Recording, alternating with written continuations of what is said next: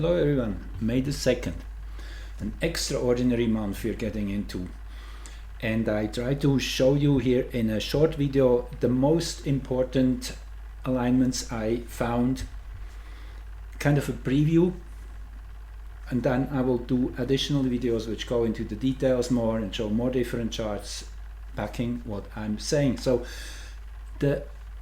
it really pretty much doesn't matter which charts we're focusing on, all seems to be going in the same direction, that this is definitely a breakthrough month, this May 2023. The 5th month of the year 2023 ending in a 5 to 23. So Gonggong, one of the 7 dwarfs, originally with the designation OR10. Actually, I stumbled upon this one, which is not contained in my regular program. I stumbled upon it here in the Royal, where it still goes with the original connotation. That is the chart of yesterday, when Mercury and the Sun were perfectly aligned. So you see OR 10, 536 and Saturn 528. So Saturn is pulling up in these 2 days towards the exactness. Here you see that is the conjunction of Sun and Mercury yesterday. So anyway, this is the really an most interesting little detail. Saturn bonding with that Gonggong energy, who was responsible for changing the Earth's alignment in space by ramming its head, as the myth goes, into one of the mountains. Shows the tremendous force this dragon has. And interesting that we have 2 dragon forces right now within these 7 dwarf planets.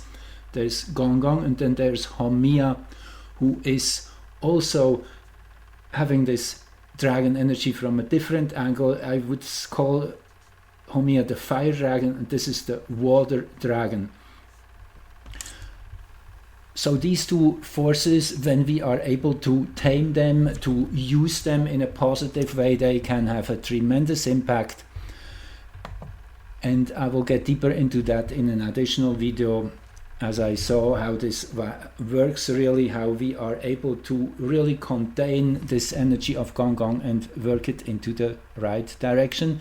And I give you the little secret, the way this is AW197, that energy of the art of war, of being able to absorb an energy and turn it around in our favor.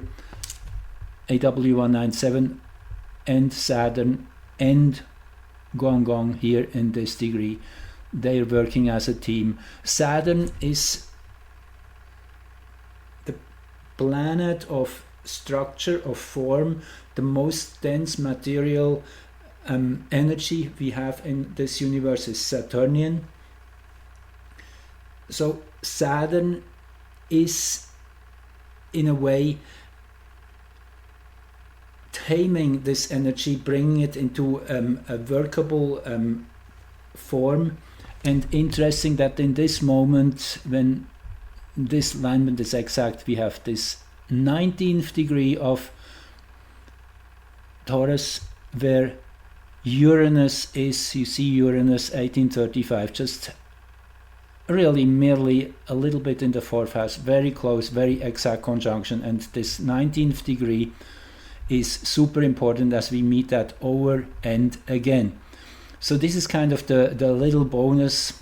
And then tomorrow we will have, actually on the 4th in the evening, Aspolus at the galactic center. I made a whole video around this, where I said May will be tremendous. You can go back to that.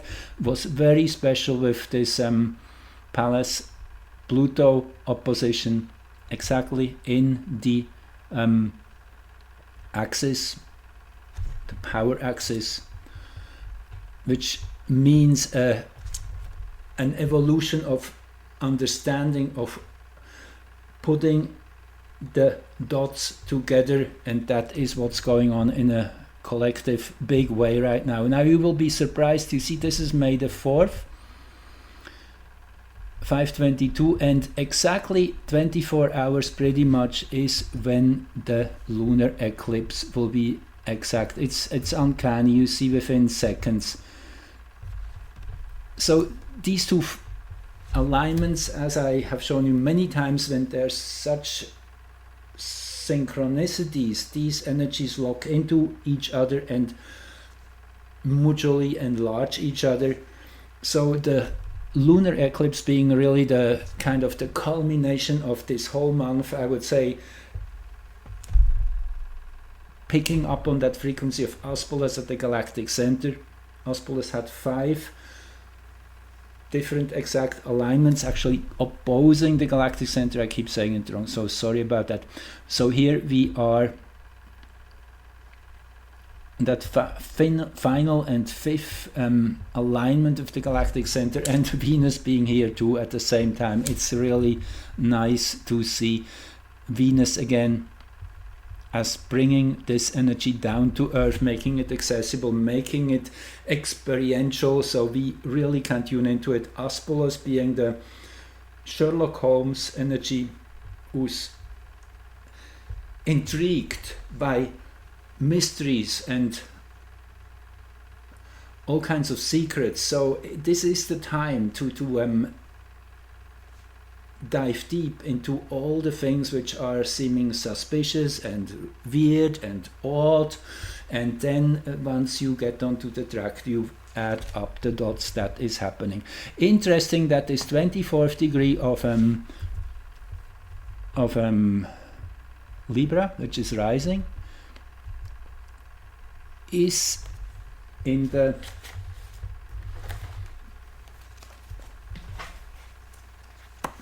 astrological mandala. My book fell apart, now I have 2. It's my working copy, I have a much nicer copy still in storage. Anyway, the 24th degree of Libra, a butterfly with a 3rd wing on its left side, keynotes the ability to develop for inner strengthening new modes of response to basic life situations. Very interesting. Rudyard's comment here: the butterfly is the ancient and traditional symbol of the results of the process of spiritual rebirth. If the butterfly has 3 wings instead of 2, a special development of an aspect of the spiritual life is shown. 3 is a symbol of fulfillment. Some power has been added to the normal spiritual life of the individual person. The left side usually refers to the instinctual field of the consciousness, but it is also the heart's side. A new strength is shown, perhaps as yet unrealized, and the key word here is original mutation. Mutation, that was the word I used yesterday when I introduced you to this month. Jupiter and Pluto are activating these parts of the zodiac which will work together in that channel mutation. You have to go and watch that one. It's pretty important. That is up and working since yesterday the 1st into the 26th of May. So then, okay. You see, this is the lunar eclipse. We should spend at least a minute or 2 here. I will go definitely deeper into this on a special video. Interesting, the black moon here in that perfect grand square formation together with Chariklo. So this seems to be the activation of the eclipse energy. Once this is exact, you see the black moon will be moving about 7 minutes of arc a day later or so, and that is the chart here when they are actually first the black moon enters hexagram 7 and 13:15 here. Hexagram 7 is the army. That's the energy of structured force, very deep in the basement of reality, working on the level of commands and orders. Very militaristic. Will be interesting what unfolds in these 6 weeks between May the 6th and sometime later in June. And then here we have, actually this links perfectly into the Gonggong energy. Look at this, 7 degrees 10 here at midheaven, and that is Virgo. And when we look at the discovery chart of this small planet, that is where not just the south node is, but also the ascendant.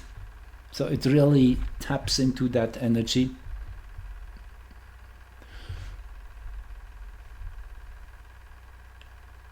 The 7 degrees Gemini here, strong as the kind of the power axis of this little body's expression.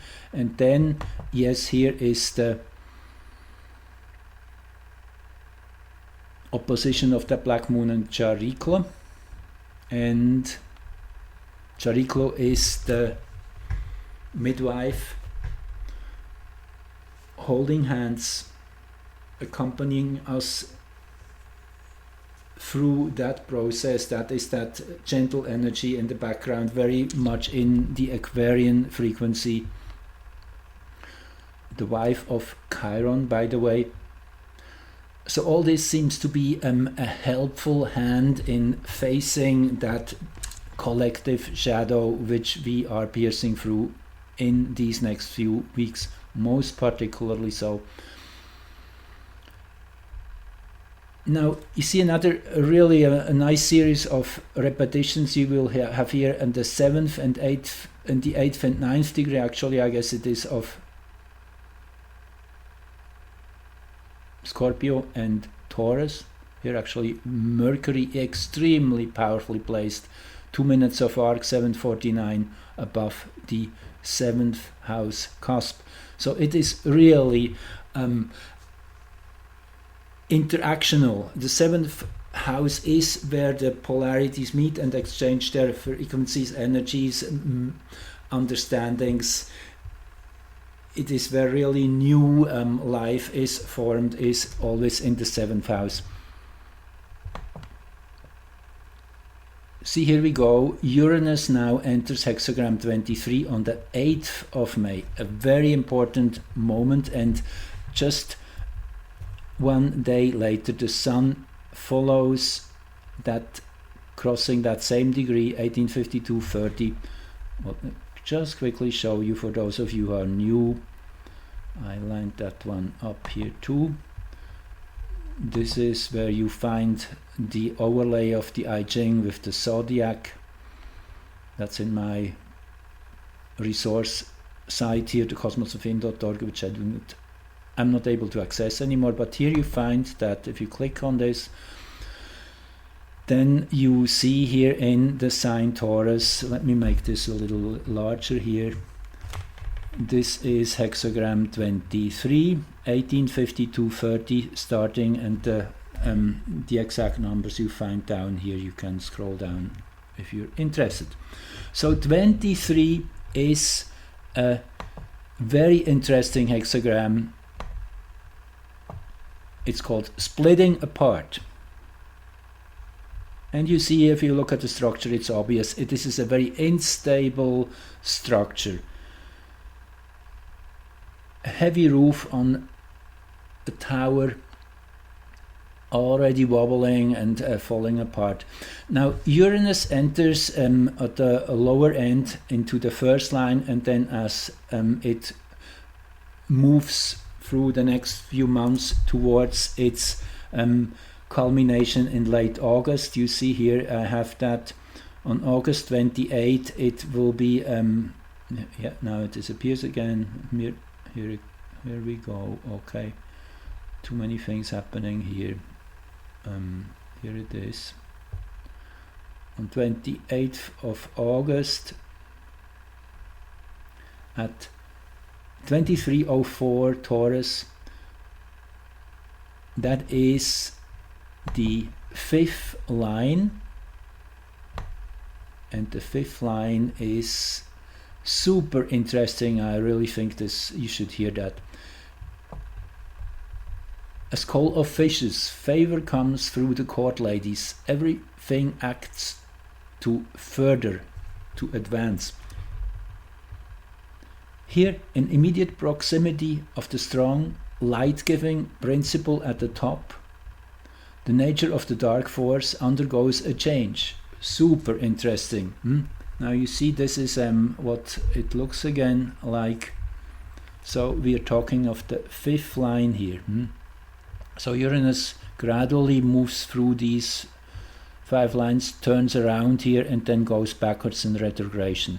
So this 5th line will pretty much color the rest of this year's Uranian frequency, starting by the end of August. So this is a bit future music, but it really is deeply encouraging. That's why I want to include it here. So that 5th nature, that 5th line is connecting with the light-giving principle at the top. The straight lines are light and the broken lines are dark, yin and, or yang and yin I should say. The nature of the dark forces undergoes a change. It no longer opposes the strong principle by means of intrigues, but submits to its guidance. Super interesting, whatever that means. I guess it means that many people who still are minions of the prevailing dark forces will change signs, because they will come to a deep understanding that they have to change course, they have to jump ship, they have to move to the side which is about to win.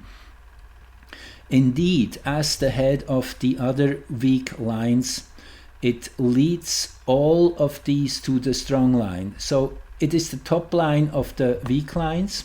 Once more, see, it's the kind of the minister, you could say, who holds all these lower positions in check, and if this one changes sides, this will pull along all the other ones too.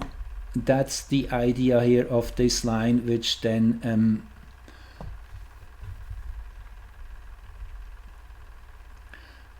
is the head of the other weak lines. It leads all of these to the strong line, to the principle of light, just as a princess leads her maids in waiting like a school of fish to her husband, and thus gains his favor. Inasmuch as the lower element thus voluntarily places itself under the higher, it attains happiness, and the higher also receives its due. Therefore all goes well. So this is super interesting where this is going, and this is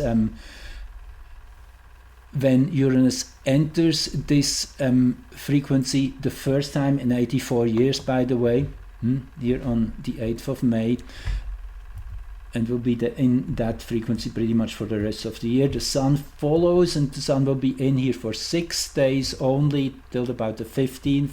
This is kind of a very interesting window we will be able to experience very shortly. Then just a couple more charts here. Jupiter enters Taurus on the 16th. This is a game changer. Jupiter is very happy in Taurus. Taurus, the sign of abundance.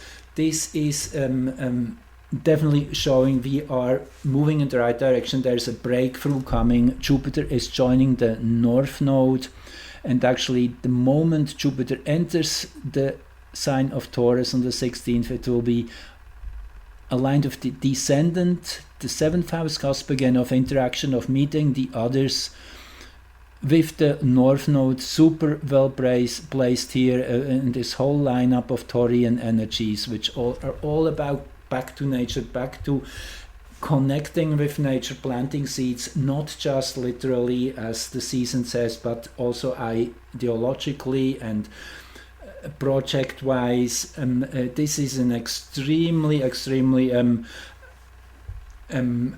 what's the word here, productive time with Scorpio rising, with Haumea here at the south node. Haumea, again the dragon force, which is giving birth to some whole new world, and in that sense it is individually experienced by everyone else in their own way. And then the last chart I have here, which chimes in on this, is when on the 17th, just one day after, heliocentric Mars and Saturn will have an opposition. And you see again the second, third degree of Taurus and Scorpio here. Again, these two charts lock into each other. The Mars-Saturn opposition is an confrontational force of Mars and Saturn work together as a team. Again, very army-like. This is a general setting the tone, giving orders, and no joke here. This is a powerful alignment which will resonate out into the world, and for those next few months be a guiding force. Interesting, as a last chart I want to show you this one here, that is on the 18th of May. Jupiter and Pluto will have their square. Now I mentioned Jupiter and Pluto, you remember, as the two which are bringing together these energies for activating mutation, that sudden change from one state to another with no explanation, a kind of a magical, very fast moving shift. You just add one more bit and the picture totally changes. That's kind of what it is between now again and the 26th. So we will individually experience this as opening ourselves to new ways of expressing ourselves. This is the culmination then when they will be exactly having their square aspect, 018 here in Taurus, 018 here in Aquarius,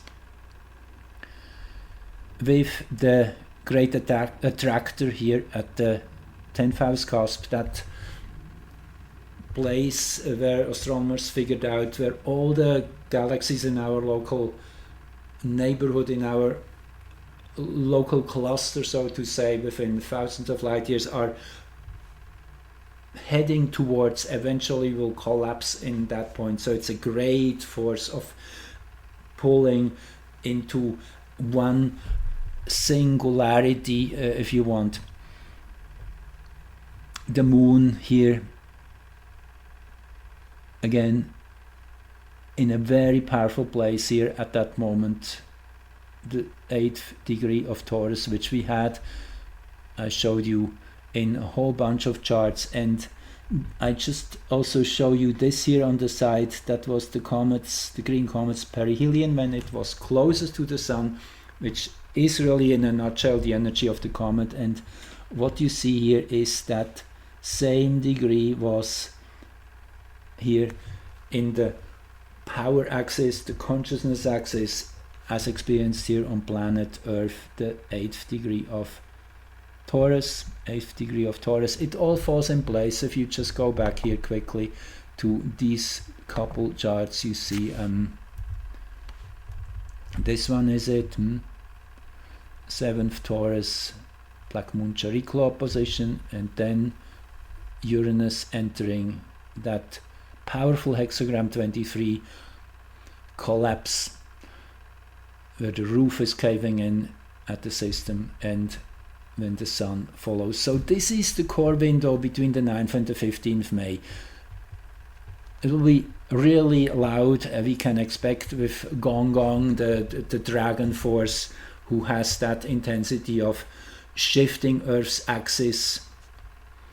Just take this as a little indication of where things might be heading. Thank you again, and I hope you got the grit, the gist of it. That's the word. Okay. Okay, thanks for joining. Bye bye.